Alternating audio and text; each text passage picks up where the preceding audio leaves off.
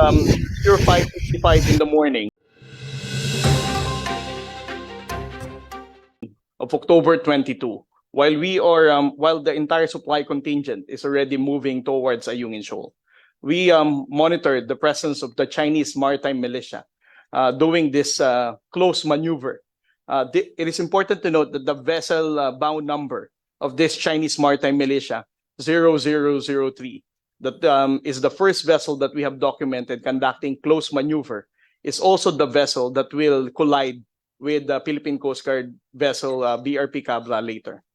Around 6:06 in the morning, with a distance of 9 nautical miles east of Ayungin Shoal, the BRP Cabra was already corralled by the China Coast Guard vessels and the two Chinese maritime militia vessels. This is actually the reason why BRP Cabra was already separated from Unaiza May 2. Because on a few minutes after this is what's going to happen. Next slide, please.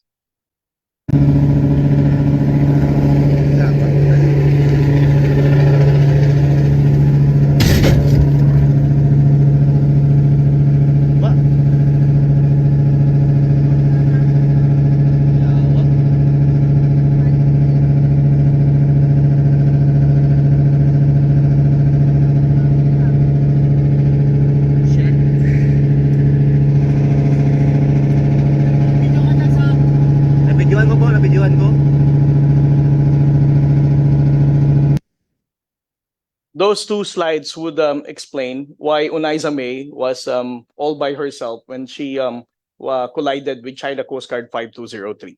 It's because, as I said, Philippine Coast Guard vessel BRP Cabra was already corralled by the Chinese maritime militia. On the other hand, the other Unaiza May and BRP Sendangan is also being separated by the China Coast Guard vessel. So, as what you can see from the video, the intent of the Chinese Coast Guard and the Chinese Maritime Militia is to really separate the Philippine Coast Guard vessel from that chartered boat.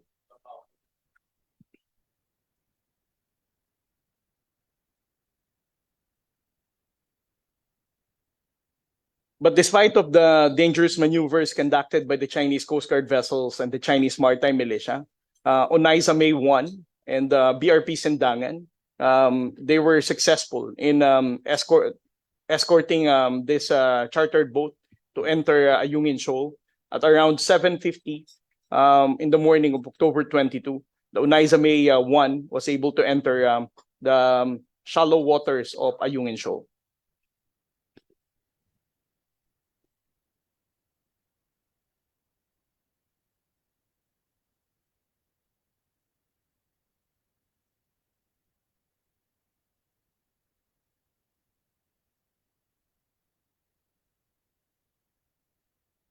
Around 8 a.m., 2 hours after Unaiza May 2 collided with the Chinese Coast Guard, in short, she is already damaged, and then she's also presumed to have issues on her seaworthiness.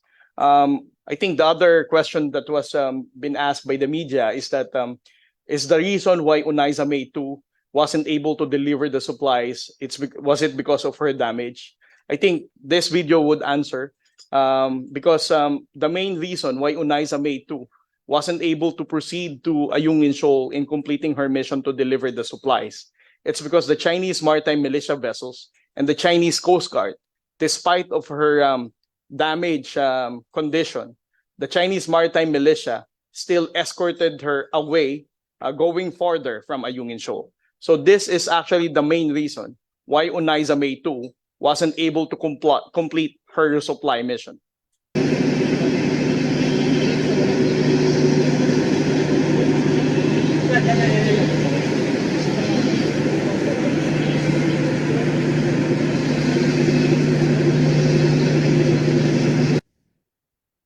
And since BRP Cabra is the designated escort of UM2, she really intended to escape from being trapped of these Chinese maritime militia vessels. But as you can see, it is very dangerous and quite very difficult for the commanding officer of BRP Cabra to be able to find her way out and escort back Unaiza May 2.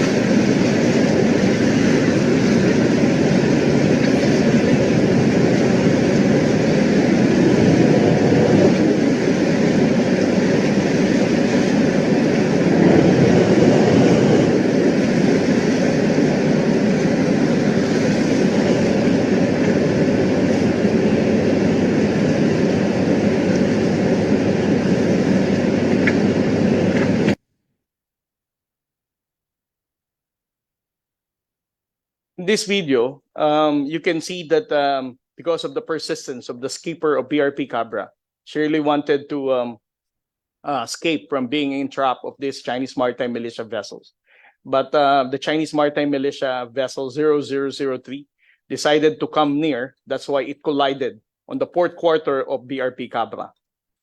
Although there are also people who are saying that it is the Chinese maritime militia vessel that is on stationary, and it's the Philippine Coast Guard vessel who collided with the Chinese maritime militia. But we have another video to show the playback of the voyage data recorder of BRP Cabra and the Chinese maritime militia. The white one on the center is a BRP Cabra, sir. So we were doing our right turn to escape from being entrapped of these Chinese vessels. And then you can see the yellow green na nawala lang sir dahil nag-turned off sila ng AIS nila. They were the one who really turned hard right. That's why it collided on the port quarter of BRP Cabra.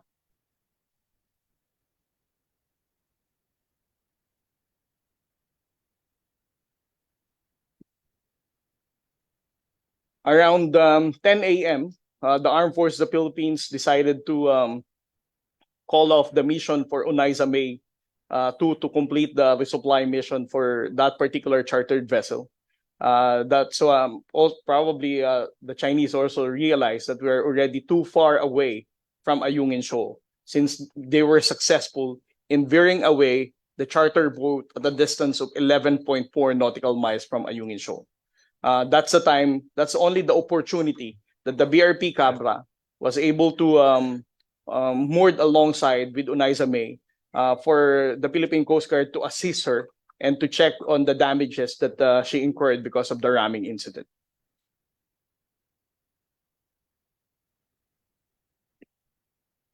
But as you can see from this photo, sir, you can just imagine how difficult it is for the Philippine Coast Guard vessels and Unaiza May to still proceed with the resupply mission, considering the fact that the Chinese Coast Guard have strategically dispersed all its vessels and its Chinese maritime militia for us to be prevented in going forward to our destination in Ayungin Shoal.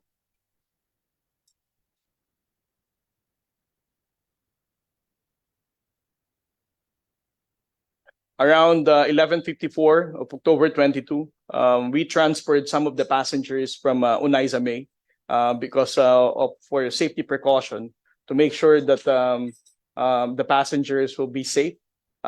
Because as I said, we are anticipating that there is an effect on the seaworthiness of the vessel because of the damage that she incurred because of the collision.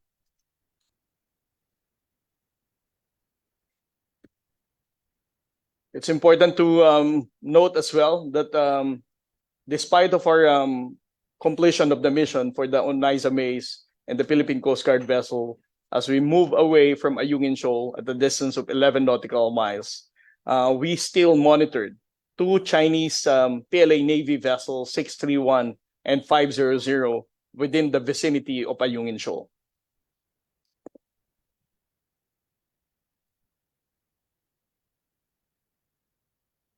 Around 3:50 in the afternoon, we already arrived Sabina Shoal, but you can also still find the Chinese Coast Guard vessel still shadowing us from Ayungin going to Sabina. And the only time that they left Sabina Shoal was when we already arrived there together with the entire resupply contingent. This was the damage sustained by BRP Cabra. Our freeboard was that collided with the Chinese Maritime Militia, left us with a very deep dent. And then on the fender guard, there was also a dent that damaged the fender guard of the port quarter of BRP Cabra.